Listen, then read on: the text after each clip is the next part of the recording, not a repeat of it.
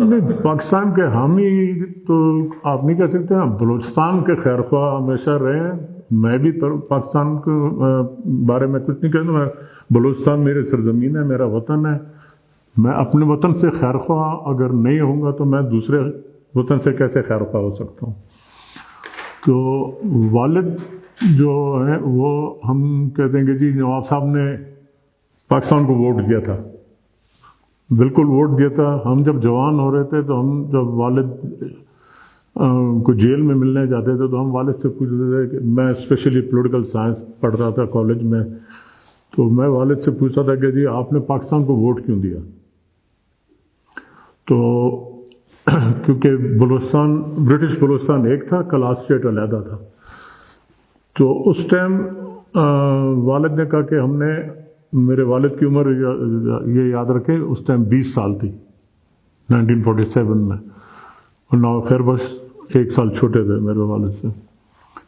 تو انہوں نے دونوں نے خط لکھا انگریز کو کہ جی آپ نے ہمیں آپشن دیا ہے کہ آپ یا انڈیا جوائن کریں یا پاکستان جوائن کریں، آپ ہمیں تھرڈ آپشن دیں کہ if we want to join Kalat.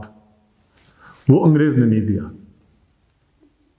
He said, no, you don't have that option. You have only either India or Pakistan. India کے ساتھ ہمارا نہ بارڈر ٹچ ہوتا تھا، نہ ہمارا کوئی اتنا شوق تھا کسی کو، تو مجبوری سے دین ووٹڈ فار پاکستان۔ یہ کلیریفائی کرنا چاہتا ہوں کہ یہ انگریز نے ہمارے ساتھ دھوکہ کیا اور ہمیں اس ٹائم آپشن نہیں دیا۔ دیکھیں جو انہوں نے 16 سال پہلے جو انہوں نے ہیٹریڈ کا، نفرت کا جو بیج بویا تھا، اس کا پھل ابھی یہ لوگ دیکھ رہے ہیں کہ 16 سال میں انہوں نے کہا تھا کہ جی اکبر بگٹی کو ایک دفعہ ختم کر دیں تو بلوچستان کے سارے مسئلے حل ہو جائیں گے۔ 3 سردار، ہمیشہ وہ ایوب کے زمان جب چھوٹے تھے تو 3 سردار کا نام آتا تھا، مری، بگٹی اور مینگل۔